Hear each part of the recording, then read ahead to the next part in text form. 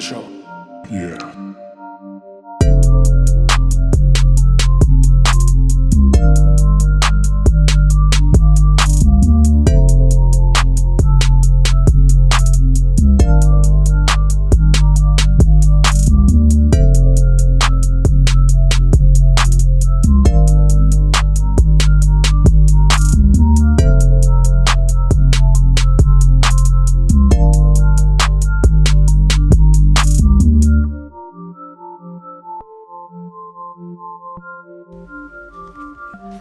Hello.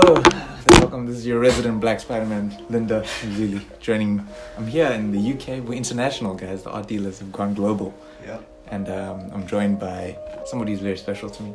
Thank you. If you are avid listeners of the podcast, you'll notice probably 2 episodes ago we started speaking about some of our closest friends, and this man came up. So please introduce yourself to the people. Well, thank you for that kind introduction. My name is Justin. As Linda says, I'm his best friend. There's no room for anyone else in that equation. Absolutely. I moved away from South Africa 3 years ago. But our friendship has remained pretty strong, so yeah. It's awesome. I love it. Thank you so much for being here. So obviously, I'm on a trip here to the UK. It's a trip that I planned for quite a while. Saved up for 6 to 8 months, give or take, and it finally came through. So I'm obviously super thankful for that, and it's been an amazing trip. I've had, honestly, one of the best times ever. I feel rejuvenated and ready to get going, motivated, all that kind of stuff. So I thought, because we are fairly well-traveled people, we've done our fair share. I'm not saying I've traveled a lot, mind you. Let me just get that out of the way. I've done my fair share. Justin's done quite a bit of traveling also. Yeah. So obviously we're both young, 21 years old, going on 22.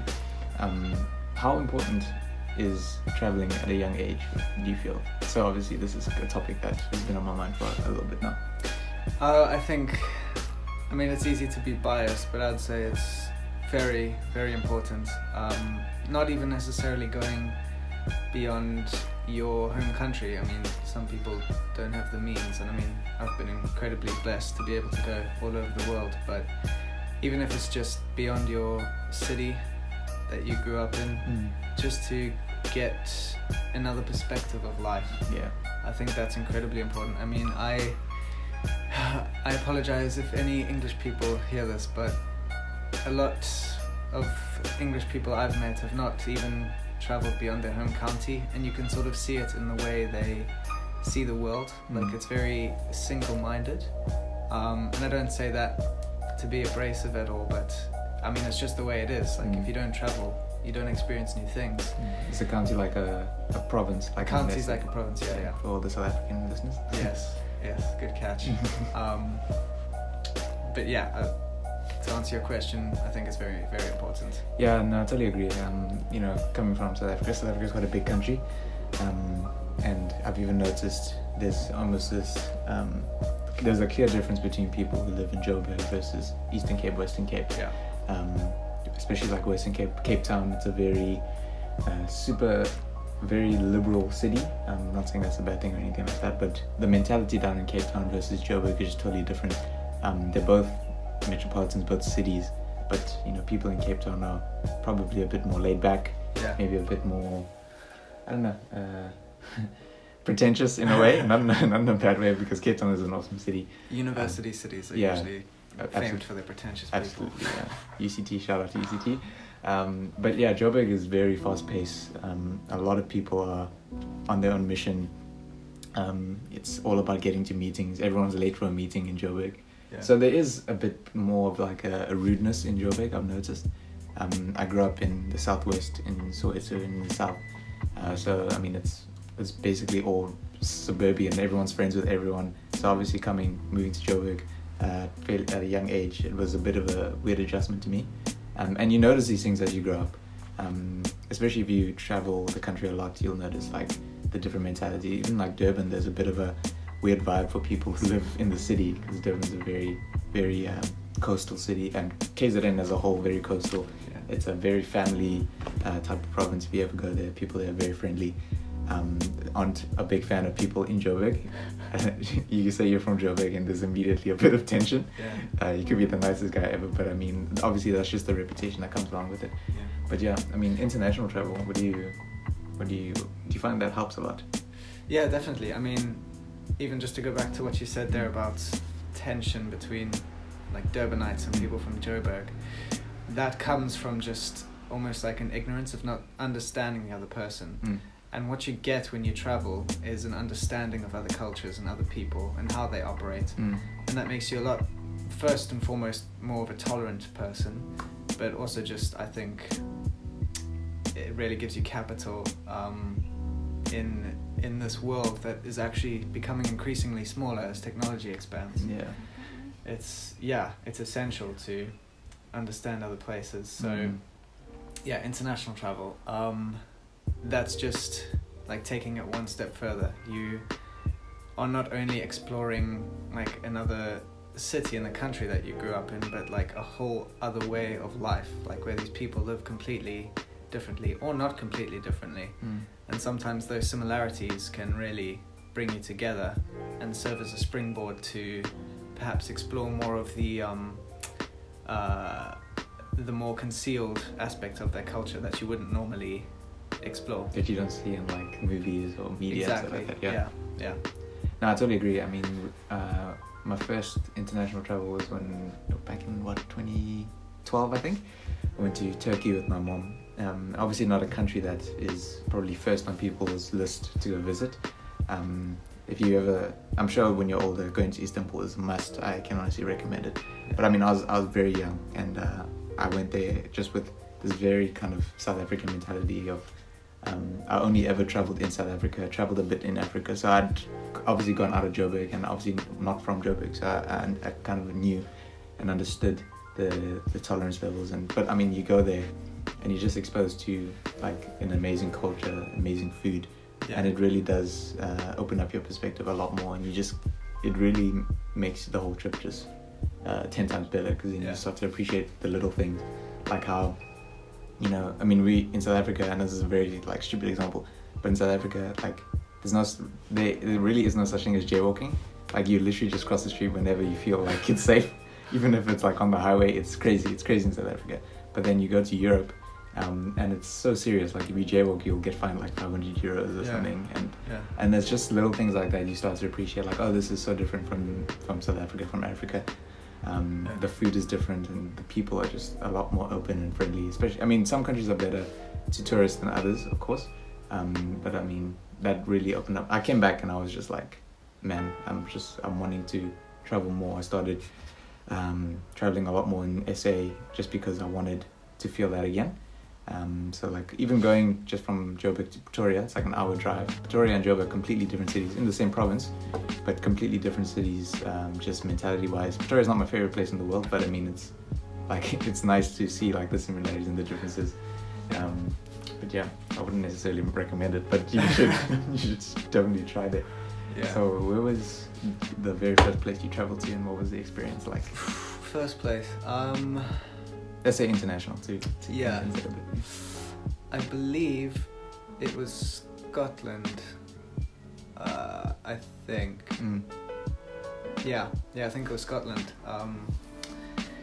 And I mean, I was about, I can't even remember. I think I was about 8 or 9 or 10, somewhere around there. So I don't have the clearest memories of it, but I do just remember this sense of awe, you know, at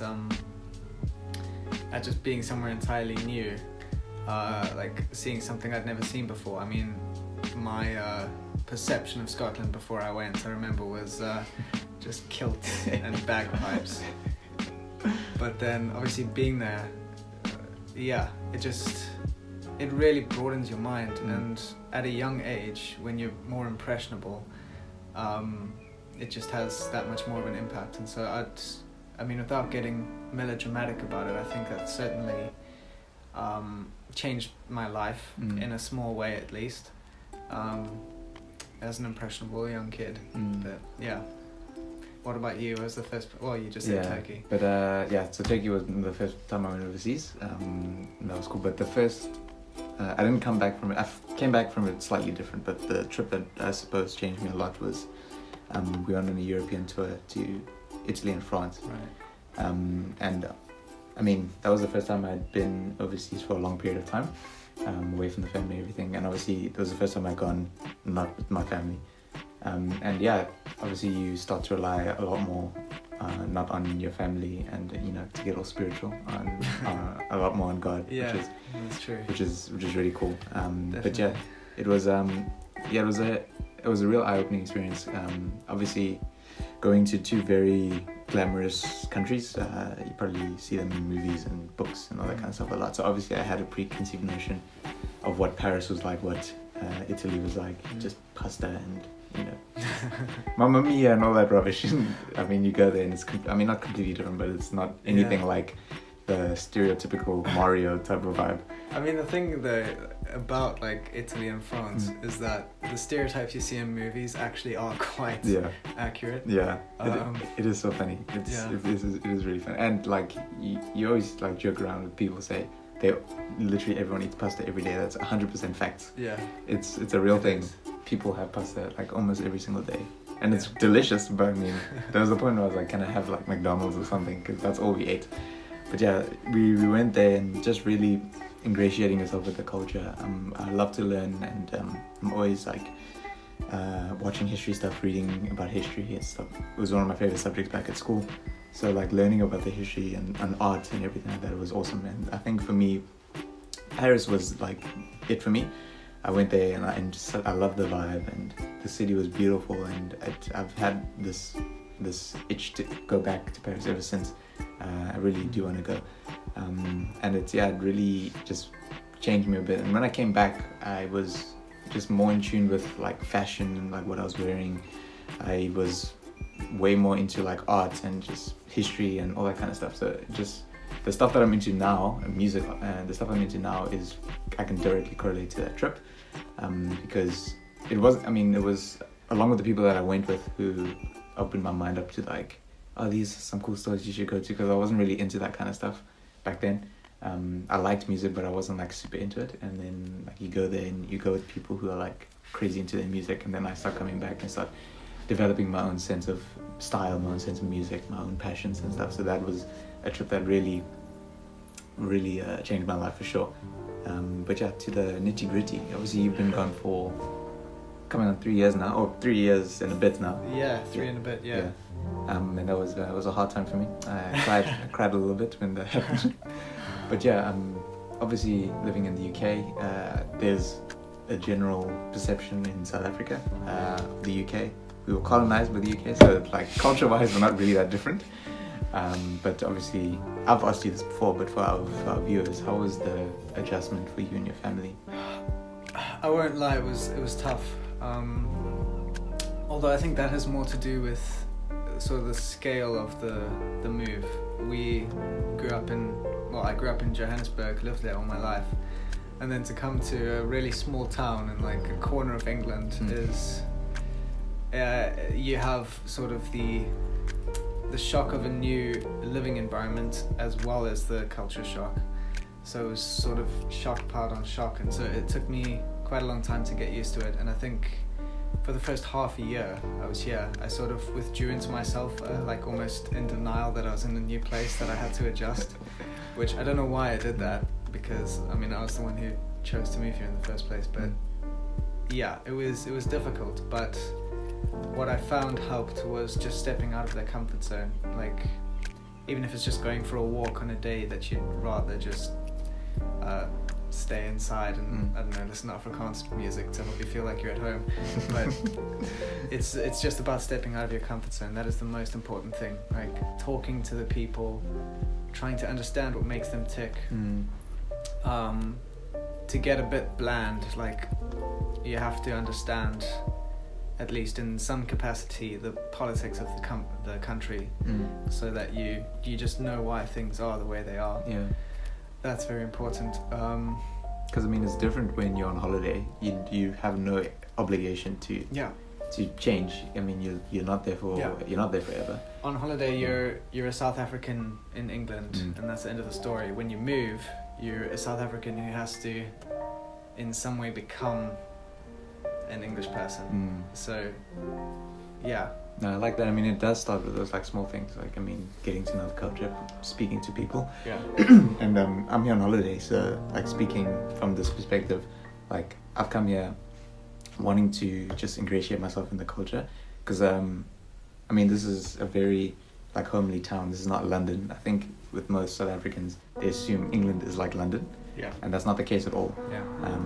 You know, I went to London, and it's flipping awesome. I love it a lot, because I'm in my heart, I'm a city boy, and it's an awesome city. But then you come out to the towns here, and it's like you realize that London is almost a different country compared to England as a whole. It's like the mentality is different. Like people are on their own mission. It's a lot more worldly. If you want to go speaking from a Christian perspective, it's a lot more worldly. Like people are very much to themselves, and I can do this by myself. I don't need anyone. Type of thing. I don't need God. I don't need family. Blah blah blah. I mean, it's a weird vibe. It's cool if you like that hustle and bustle. Like it's very much like New York. New York is very different to like the rest of America, whereas like everyone is on their own mission. Like no one really talks to anyone on the streets. It's weird. So coming from like SA, where everyone greets each other, like even if you don't know the person, you walk past them, if you identify that you saw each other, you just greet like, hey, how's it? And it's been like that when I'm out here in the towns.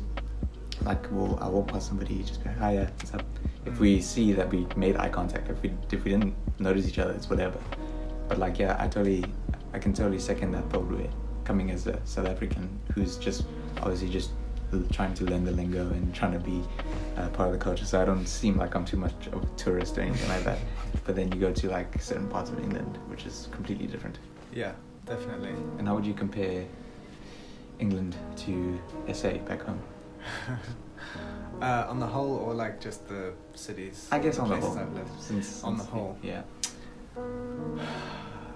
I mean, there are multiple like facets to my answer. I think culturally, I absolutely prefer South Africa. It's a lot more rich. I mean, England, it's great, don't get me wrong, but at a certain point, like tea and scones, they just sort of lose their charm. It doesn't have any cultural capital at all. Yeah, so culturally, definitely South Africa. People-wise as well, also South Africa. I mean, I've met some truly amazing English people. But just the vibe of the people, I think I'd still have to say South Africa. Maybe I'm just idealizing it because I miss it, but yeah. But then in terms of efficiency and the way things are run, absolutely England. Yeah. I mean, you can order something online and it's there the next day, sometimes the same day, and it's just absolutely, it's just so nice to not have to stress about stuff. You can just totally rely on the system. Whereas in South Africa, you have to very much operate on a case-to-case basis with these sorts of things. So efficient here, really nicely run, and yeah. So I'd have to say I'm pretty split. I mean, I couldn't say one way or the other which one I prefer. I mean, that's a very diplomatic answer, but yeah, there are parts of each that I prefer over others. So yeah. Yeah, I mean, when I got here, so this is the first time I've traveled by myself overseas, and obviously, as going back, like you rely a lot on God and your own strength a bit, and so I was obviously super nervous. It wasn't not my first time overseas, but I was definitely a bit more nervous having to travel overseas by myself. But then I arrived at Heathrow actually, and immediately just nerves set in. Like I go there in that line. I'm sure some listeners know, like you go in, there's two lines. There's the British passport holders and then the non-EU, non-British passport section. So you go in there, sort of massive long line, and immediately like I just start remembering what everyone's told me, like, oh, you have to have your documents ready and all this kind of stuff. And I'm like, oh my gosh, I don't have anything. These people are going to say no to me. Like, I won't even lie. Before I came here, I was stressing so hard that they'll reject me at the thing. I'm like, now I have to stay at the airport for 2 weeks. What am I meant to do here? Or they'll like send me back. I'm going to come back in shame, having said bye to everyone. That was like my biggest fear, but I got in no worries, which was flipping awesome. And then I got to And I was walking around. I asked like 3 people like where the Heathrow Express is, because I was like flipping nervous. And I found it. I had all my tickets ready and all that kind of stuff. And I was like, "Can I use this?" He said, "Oh yeah, go ahead." I go in. They scan my phone and it's all sorted. And I arrived at Paddington, and I was also like, now I don't know what to do. Like, had like my electronic tickets. I just went to the machine, and I was like, okay, print the tickets, put the card in. But I didn't use that card to pay, so I was like, this is not gonna go well. And then everything came out. I got all my tickets. Everything just ran smooth. Yeah. It's weird because like I don't really use public transport that much in South Africa. Even when I didn't have a car, I would walk a lot, and Uber is a huge thing in South Africa, and lifts and all that kind of stuff. Shout out to everyone who gave me a lift. You guys are awesome. But yeah, I didn't necessarily rely a lot on public transport just because I didn't really travel that far usually. Because everything especially in where I live, like Bryanston, like everything's like 10 minutes away from each other. Everything that you need. Yeah. My friends don't live far, shops are not far, everything, that kind of thing. Me, work and school is not that far. But then you come here and man, public transport is just super seamless. It's easy. Everything is labeled. That's one thing that I do admire quite a lot about this place. It is really nice. They make it very clear how to do stuff. Like there are signs everywhere. Like I won't say you can't get lost, but it's difficult to get lost. The one thing that did like scare me a bit was like all the connections, like going from one station here to move to the next platform. I'm like, I have you around, because I would have probably gotten lost. I would have gotten lost big time. But yeah, no, it's such an awesome place. But I won't lie, I going to London and just experiencing it a bit. I've kind of fallen in love with the city. I love architecture and like kind of that old European style, and old buildings are just absolutely beautiful, and kind of mix it in with the new. But yeah, I've really fallen in love with London a bit. I mean, that's just me dramatizing it a bit, having seen it a lot in movies, and I read about it and stuff. Like it is London. What you see is what you get, really. And I mean, I didn't live there. I was there on holiday, so obviously this is from a perspective of somebody who went there to have a good time, not to work or to go to school there or anything like that. I really, really had an amazing time. I definitely want to come back. But yeah, I love how traveling can make you fall in love with these places. Like I said, I still have that itch to go back to Paris. Like I'm starting to develop that a bit for London. Milan is also, and Florence, man. Florence was like in Italy. It was nice. Is one of the most beautiful cities in the entire world. It's really small, so you can experience it so quickly. But it's like if you're going in as a tourist, like you'll miss it. You're just taking photos and you're not really experiencing it. Like I didn't take many photos of it, but I managed to like really delve myself in. And it's a super busy city because there's a lot of people, and it's very tiny, but it's honestly beautiful. Like go to Florence, people. It's a must. But you've been to the States. I've never been to the States. My parents have. My mom loves it. My mom and I are probably the same in terms of like big city and stuff. My dad's been to like Boston and Miami and Las Vegas, all those cool places. My dad's not the biggest fan of America, but he really enjoyed Boston. I think that's kind of his vibe, very laid back kind of type. My mom and I are basically the same. She loves New York. But I mean, you went to a few places there. What was America like? That is one of my favorite places in the world, if not my favorite that I've been to so far. I've been to Colorado, New York, and also Boston. And I mean, New York, like you say, people are very head down, minding their own business, trying to do their own thing. But in Colorado and Boston, I was just shocked at how friendly people were. Like, I made like 3 friends in Colorado. Like, I literally just sat down and this group of girls came up to me like, "Oh, I like your shirt." And then I said thanks, and they're like, "Oh, nice accent." And then like people were just so friendly, so outgoing. It just really makes you feel at home. And I mean, like England, very efficient, everything runs so smoothly. And Boston just has this amazing atmosphere to it.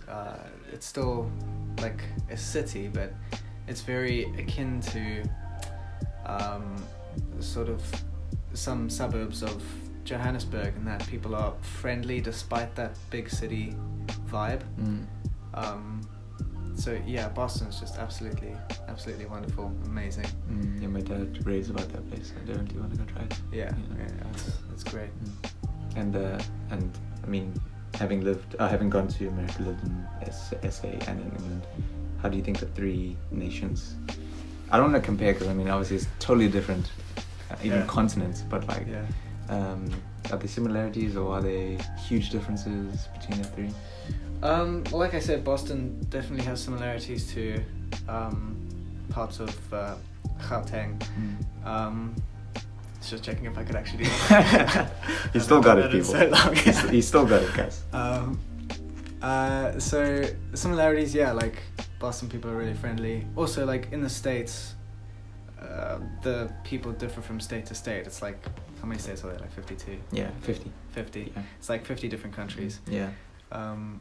So comparison, like England, America, efficiency, different types of lifestyles, because you obviously get Cornwall and you get London, which are very different.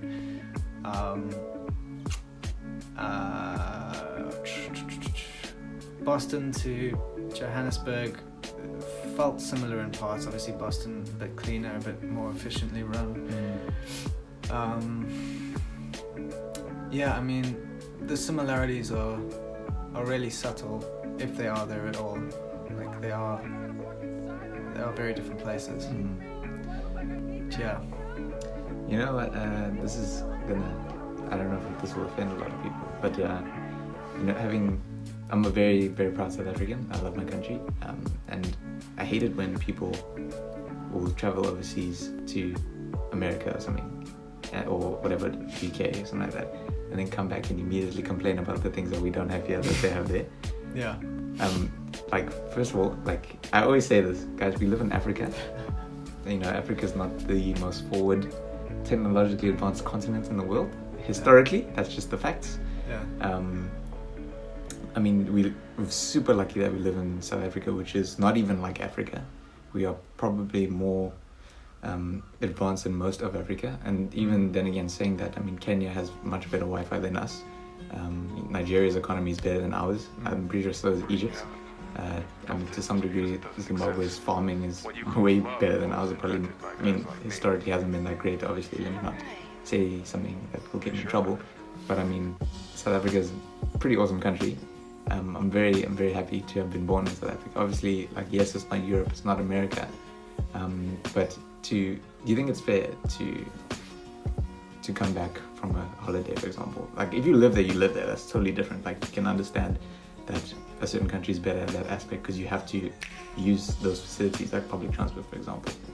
But you come back to South Africa, coming from holiday. Like, it would be so unfair for me to be like, man, why don't these trains work? Man, what's up with this country, honestly? Yeah. Like, why do we have cashiers? You go to a Tesco's here, you scan all your stuff and you pay for it and you just walk out. Yeah. There are cashiers there, but you can do it all yourself. Like, I'm not going to go to Spa and complain that I can do the job, or go to a petrol station and complain that there's a petrol attendant there. Like, it's just completely different. But do you think it's fair for I don't say people, but just because I'm not blaming specific people. Have anyone specific in mind that you'd like to? Man, I got shame? names. I got names, bro. I got names coming. This would be a long show. But do you think it's fair that people do this? Let me just preface this by saying I understand why. Yeah. I'm not saying it's not. Yeah. I'm not saying it's something that everyone does. I understand it's, like I said, it's very easy to do that. So I'm not shaming people from that regard, but it does bother me because it's like, you still live in South Africa, like you have to deal with it. But anyway, sorry for that.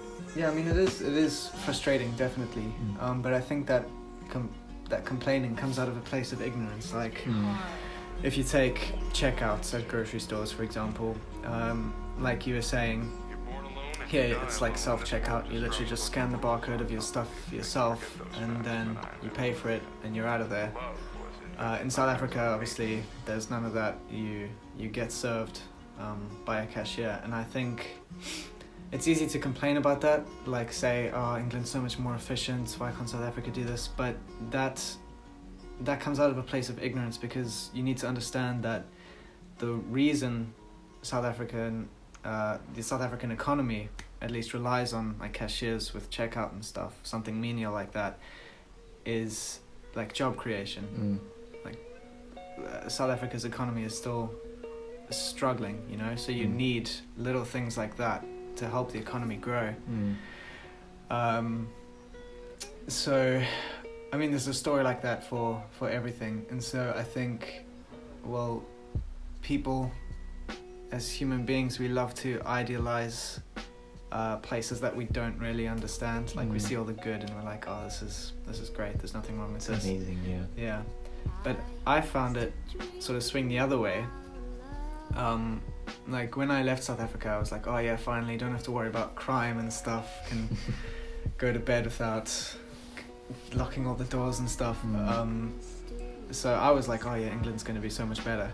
Now that I've spent time here, I've started to think the other way. I'm like, oh, I shouldn't have left South Africa, it's so much better. Like obviously not actively, but like sometimes you just feel that way.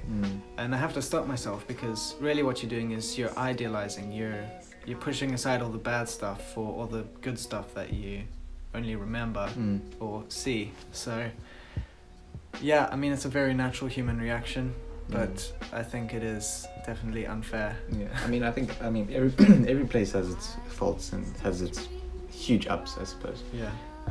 Obviously, if you go to like a first world nation, coming from a developing third world country,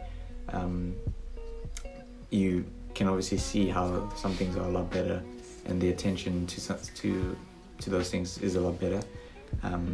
But going back to your home country, and then all of a sudden nitpicking at the little things that really don't need to be nitpicked at. I mean, yes, South Africa is not the best country in the world. Is there a lot of good things? Absolutely. Is there a lot of bad things? Absolutely.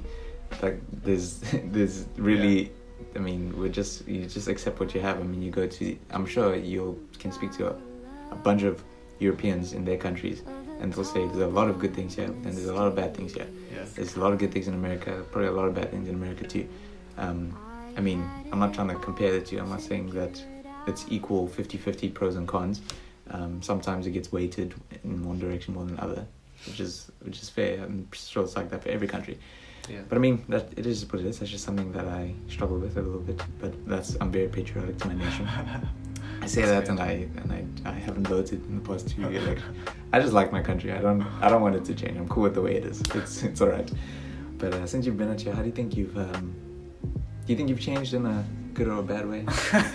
No, I've definitely changed for the worse. I'm a much more horrible person. No, I mean, I've definitely changed.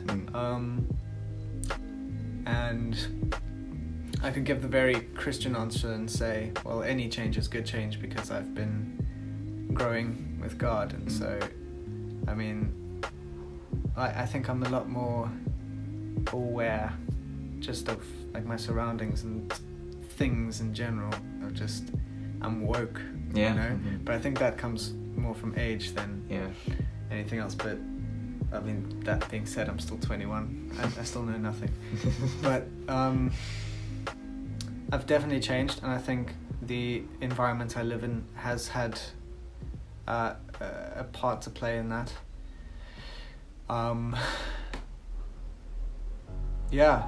mean, it would take me a while to actually think and pinpoint any one thing in particular. It's just, I definitely, I don't know what else to say there, but I can definitely say you're still the cool guy I've known the past 8-9 years. Oh, It's been a pleasure. But I think it's kind of the same for me. Obviously, having traveled here and there out of South Africa since you've been gone, I'm more or less the same person. I think I'm kind of the same. I'm very just aware of like things happening in my society and my world. I'm very woke now. Black Panther changed my life very much. Killmonger is my guy. I don't understand the hype. Don't you? No. Dude, that movie was awesome. We need to do a review on this. So I'm definitely more aware of my surroundings. Listen to a lot more cooler music. I'm not as I won't say not as sheltered, because it's probably not the right word, but I'm not as like single-minded as I used to be. Yeah. I've had 1 or 2 relationships, and it's relationships or whatever. But luckily I'm young, I still got time. Yeah. But man, thank you for this time. Thank you No for worries. this time. I appreciate it. But before we end, we usually do kind of music recommendations to the fans Okay. because our listeners are very up to date on what's happening in the world. So do you have any, even books, movies, anything like that you'd like to recommend to the people of the world? Okay, yeah, well, most of my time right now is spent procrastinating from doing university work, so I have tons of film recommendations. The Killing of a Sacred Deer, that is one of the most awkward but harrowing films I've seen in a while. Colin Farrell, yeah, he's just brilliant. What else? Psycho. Alfred Hitchcock's Psycho. That's old, but I watched that recently. That was brilliant. You said The Lobster. The Lobster as well, yeah. Directed by the dude who did Killing of a Sacred Deer. Also, it's a bit more light-hearted, so that's probably a better entry point to his films. But yeah, very good. Music-wise, I've been enjoying Saba's new album. That's brilliant. That's fire, Yeah. And Kindo's new album, which is called Happy However After, I believe. Yeah, some good like jazz rock type stuff. Nice. Yeah, Kali Uchis's new album. Yeah, good. it's really good, Yeah. What about you? Yeah, kind of gone into Netflix recently. It's always been around, but it's something that I've never really kind of taken to. I love documentaries of any kind. That's something that's become like my thing now. We recently watched one on Juventus, the football club. That was good. That was really nice. I hope they keep going because it seems to be going as the season goes, which is pretty cool. Yeah. It's nice to see the inner workings of a club like that. Like I said, I love architecture. There's a show on Netflix called The World's Most Extraordinary Homes, and they go to like different regions like mountain, ocean, stuff. You should actually watch it. It's flipping awesome. Oh. The homes are utterly amazing. Movies, yeah, I've kind of been on this older 2000s flick type of thing. I rewatched like The Matrix again, Nice. which was like flipping awesome. It's just made me even more woke than usual. We spoke about American Psycho. I watched that like last year for the first time, and that was a really good movie. Obviously a bit gory, but Right. it is a really good movie. Newer films, man, there's a movie that just came out, this horror movie. But apparently the cinematography is really good. A Quiet Place. A Quiet Place, yeah. I haven't watched it, but apparently all my friends have watched it and they're raving about it. So You know the main actor who directed it. He's from The Office. is he? Yeah. Oh, wow. He was originally in The Office. Nice. What's his name? I forget. But yeah, to go from like a comedy show to directing a Horror. really good horror film. Yeah. It's kind of the same as Jordan Peele with Get Out. That's true. Yeah. Get Out was also really cool. Series wise, yeah, man, I'm kind of behind on series a little bit, so I can't really recommend. But music, if you are into your alternative, very, very nice guitar licks, everything, Tom Misha's new album. I've been on Tom Misha for years, and now all of a sudden he's getting the hype, and now people who aren't even fans are like trying to recommend to me Tom Misha. Bro, I've known this man for years. People have been sleeping. People have been sleeping on him. Even if you're not a big fan of the album, his older stuff is incredible. Kali Uchis is awesome. R&B, so nice. Kindo, obviously, really, really good.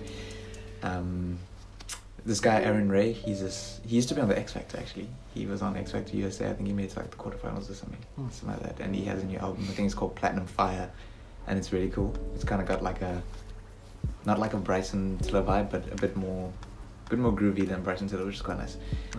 Gallant has a new single, Gentleman. It's a really good song. Can't wait for his album. It's coming out this year. So it's quite a nice batch of stuff. Any books you want to recommend? I read one, I think I told you, it's called This Modern Love by Will Derbyshire. It's the collection of like love letters and stuff, and letters and so if you're not a big reader, this book you can literally finish it in like a day. Literally, it's just, but I do recommend just kind of spacing it out a bit. It's just a collection of people writing to their loved ones, people writing to people they just broke up with, and people writing to people they want to be in love with. So it's really emotionally charged, very beautiful. The people writing to like their exes, like you can feel their hatred. It's amazing. And Will Derbyshire is an incredible filmmaker. He has a YouTube channel and cool blog. Does a lot of stuff with Steve Booker, is also really cool blogger, YouTuber, and all that kind of stuff. So yeah, This Modern Love is a book I would definitely recommend, and it's like 30 pounds for the British guys. Okay. Probably like $200 for South Africa, maybe $300. It's a really good book. Cool. Definitely recommend it. But Nice. I would recommend. Well, first let me say what I would recommend you don't read.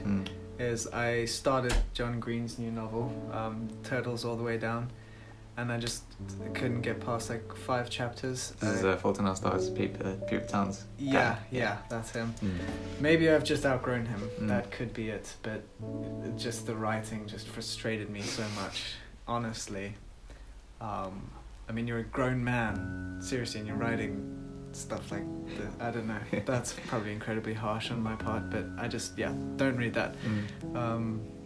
Or do if you like it. I'm not going to tell you what to do with your life. I'm just going to recommend. And what I've been reading is the Witcher books, actually. Oh yeah. Really good. I mean, translated from Polish, but still like incredibly well written. If you've played any of the games, or even if you haven't, those are some good fantasy books. And then finally, Mere Christianity by C.S. Lewis. Been around a long time.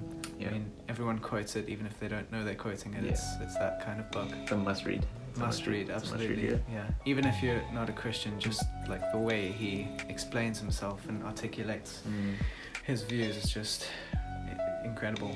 So that is me. If you like Narnia, you have to read that book. Yeah. Same author, by the way. It's a sequel to Narnia. The secret one that no one ever speaks Yeah. about. But yeah, man, this was awesome. Thank you so much for your time. Thank you for having me. Yeah, this is the Art Dealers. We're international. I said, guys, we're in the UK as we speak right now. Sorry the other guys couldn't be here. We couldn't fly them out. It was a bit too expensive. I'm replacing you. Yeah, this is the new host, guys. So shout out to the guys, Daniel, Jordy, Panashe, Jabs, to me. The main guys, Cam Freer. He's also part of it now, if you remember. Oh no, I The boy remember him. Cam, Yeah, nice. Yeah, so shout out to you guys. We'll be back with our normal dosage of Art Dealers next week. So yeah, enjoy, guys. Cheers. We out here. Ciao.